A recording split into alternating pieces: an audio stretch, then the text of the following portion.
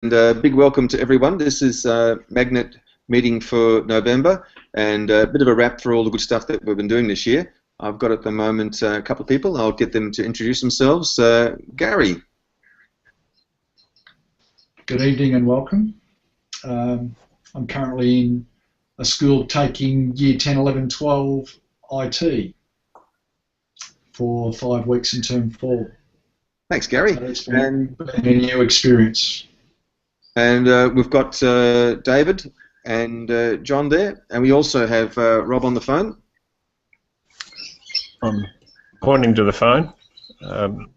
I'm finishing up this year with the 7, 8, 9s, and I think the 10s leave next week, so things are getting busy at school, but I've got the maths conference coming up that I might talk about later on, and I can talk about the National Science Conference that Gary and I attended in Perth. David. And I'm David Liu, and I've been wrapping up things of 7, 8s and 9s in my case, and perhaps I'll talk about Science Week as well as Science Club this for the end of the year.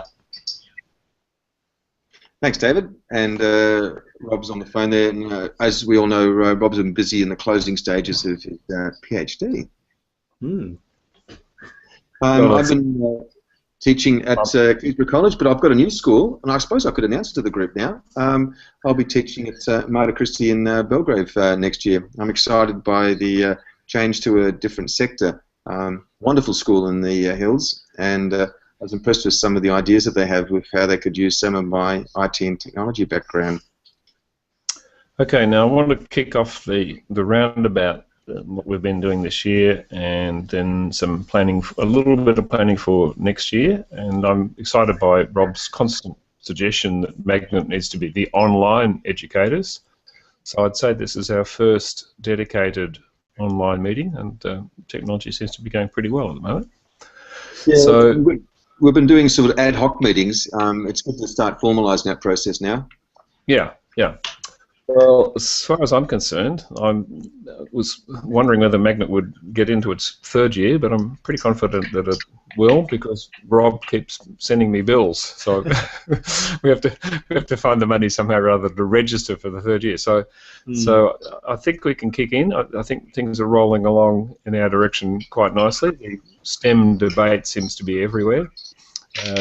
New chief scientist undoubtedly have a different angle on the matter, so I'd be interested to see at some stage whether they can go and talk to the policy makers. In the meantime, we do our little bit of quiet work. In my case, I've got the Magnet appearance over in Perth, where I ran a session on 20 STEM ideas for your classroom, and why not fly a helicopter in your class, and that was well attended. Had a reply from 3 of the participants, which was not as exciting as I was hoping for, but it was good to get a response, and that was a positive response as to the way we were thinking about science, technology, engineering and maths in a school, particularly a secondary school context.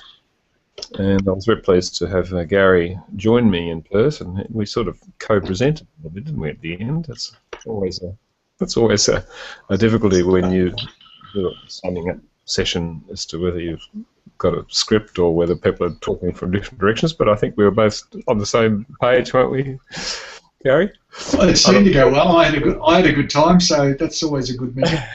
And I'm mindful of Rob listening in, because I know that every time we have a physical meeting, we spend a lot of time talking about what STEM actually is. But I think we are sort of all on the same page somehow or other, and it'll be exciting to see where it goes. So for me, in the next few weeks, I've got to prepare for the maths conference. So I thought I'd do the part of STEM, and I've got 2 sessions running, which is 10 programming, a robot in your maths class. Why not? So most of my talks seem to be of a rhetorical, finished with a rhetorical slide to them, and I've got 35 people attending, which is quite interesting. I'm hoping, took some students to the maths conference last year, and they're a little bit quiet. I'm hoping that the 4 that want to come this time are going to be a little more confident with talking to teachers, and we'll talk in a very convincing manner. Now, I've been very pleased to involve Robert Money from the Maths Association, who was the former president and still very, very busy with the Maths Association, retired from classroom teaching at the moment, but he's been coming along to my maths classes and talking to the students about programming. And it means that I've been able to take a couple of students out of that group and concentrating on programming devices, which will keep Powder happy, I'm sure. So 2 things for me this year with the National Science Conference in Perth, and 35 people coming along to our Magnet STEM activity at the Maths Conference. I'm told, I don't know whether this is true, you might be able to confirm it, Gary, that the Maths Conference is the biggest educational conference in the Southern Hemisphere. This is what they tell me. Yeah. Okay, Gary, what have you been up to in the last 6 months or so? Well, I'll start now and work backwards. Very good. We've got an extra noise there somewhere. The last 6 months, I'll start now and work backwards. Writing some Mathematica simulations for a Stellar project, which is wind energy and solar energy. The idea is to collect real data and then model that so that the data is plotted in 3D and then it's manipulated by the user, and it's interactive, so you can actually see the data in 3D and manipulate it. So, in fact, the equipment behind me here is where I've been collecting some of the data. So there's actually a wind turbine set up there. Oh. Let's put that on. There we go. We've actually got a wind turbine about to start up. There we go. And collect real data, strobe to measure how fast it's going, the power curve for the turbine, because as you change the resistance, the power changes. So there's actually a optimization, minimization curve that you can make on that. And it turns out that this optimization curve is now being installed in every solar panel on every roof. Previously, the inverter for solar panels, there was one of them, and so if one panel was shaded, the output from all the other panels was affected. What they're doing now is they're putting a little controller on each panel, so you can have them facing east, west, north. You can even have panels facing south, and they'll generate power. So we're just modelling that on our wind turbine and our solar panels, and hopefully getting it in every school. Some of the really cool charts you've been and the heat maps you've been showing me, is that from that unit? It is. It is. In fact, I'm not sure if I can do a screen share here. But on my other screen here, I have some.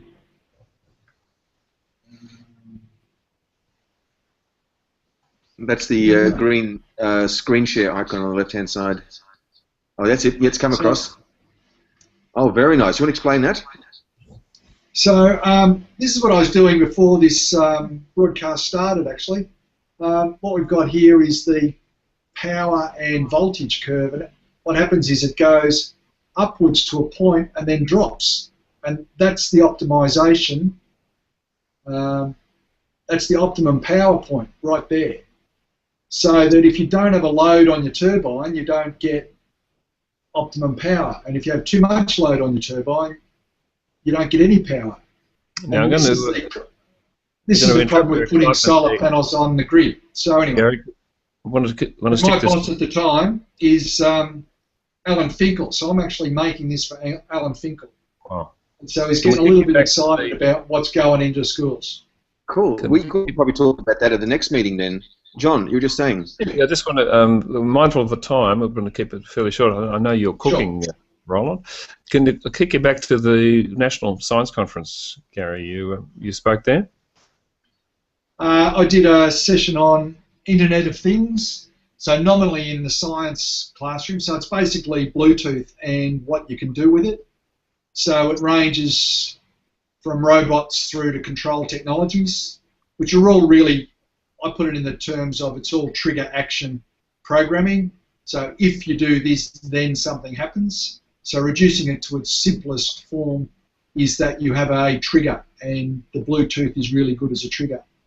And the popular way of describing that is using beacons. So you've got a Bluetooth beacon, and either proximity or time, it triggers something to happen. So it could turn lights on, or it could put a point on a map, or it could run your heart rate off your Fitbit, which is on your wrist, which is a beacon. So we had a few examples, and we just went through how science could take advantage of remote sensing like that. So it's all about remote sensing. It's really quite exciting. See if I can tie in Rob, because he's there somewhere. If you speak, Rob, can anybody hear you? No. So I think you're probably a bit quiet. I'll have to interpret for you.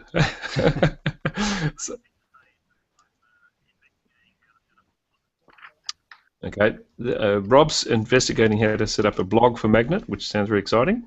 Nice. And also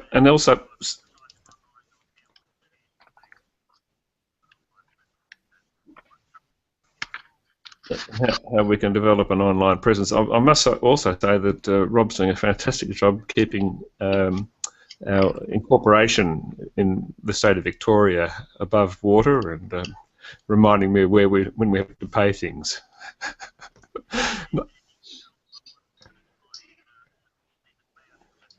Okay, and Robin, don't keep asking about Rob's submissions because it's gone to the cloud. It's pending, apparently. Lovely. We're not going to ask anymore. So Rob's doing a fantastic job there, and that'll be very exciting, I think, to get the blog. Certainly the quality of the broadcast tonight indicates some very exciting possibilities, I think. What about you, David? Do you want to talk about what you've been up to in the last 6 months and or looking ahead? Oh, well, looking in the past, we've still been working our way to bring excitement to the kids with the science club that we run during lunchtime.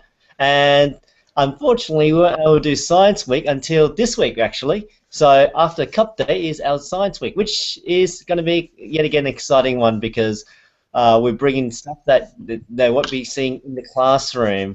So all that wonderful liquid nitrogen and all that wonderful explosive things, which hopefully, again, I won't make the ceiling go black again, like I did a few years ago in the building. But accidents happen, and the best I can do is make sure no student gets burnt. I remind you all that David, of course, is my colleague at Werribee, and he has a very high reputation at the college. Yes, but the good thing is I have not yet set a building on fire at this stage, only bits of it. Fantastic. What are your plans? Okay, sorry, Roland, back to you. What have you been doing in the last 6 months or a year, Roland? Oh, okay. Relation to Magnet, of course, Roland. I have something to share with you guys here. I was in the newspaper today. This is in the Age newspaper. Had a chance to put a article. This was about students tackling program, but is it only for maths geniuses? And it was nice. Cynthia Carina was a reporter who interviewed me. I enjoyed chance to talk about how important coding was and the kind of things that we do. What was really nice was it also showcased some of my students, and if I can zoom in here, that's a vehicle that I'm building. It has an Arduino controller. It also has a Hummingbird robotics kit that has the servo motors, and we also have a program called Snap that we use to control it with.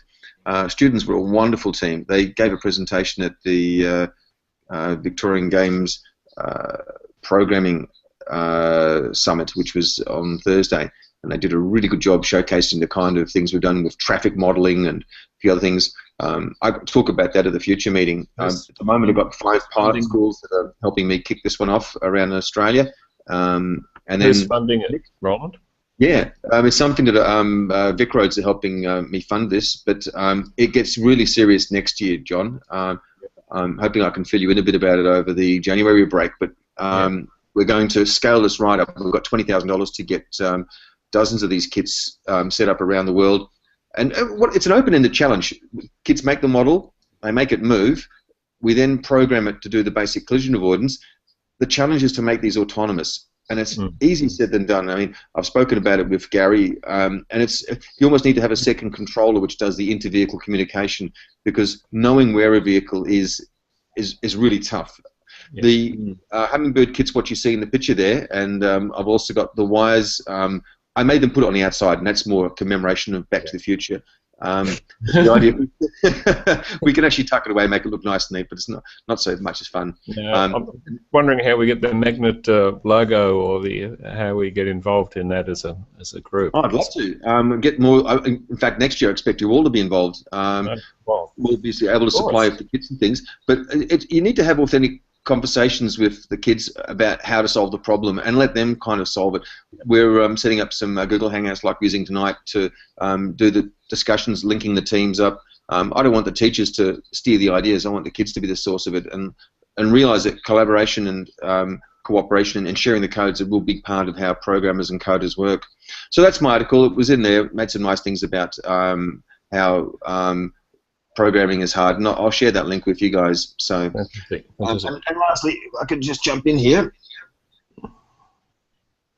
I think I'm taking over the staff room with regards to the reading material. I think I have everything except the Herald Sun at the moment. So. Okay, I'm just mindful of the time that you're supposed to be cooking tea. I can't see any smoke behind you, Roland, so it's probably okay. How are we off? How many minutes have we been online?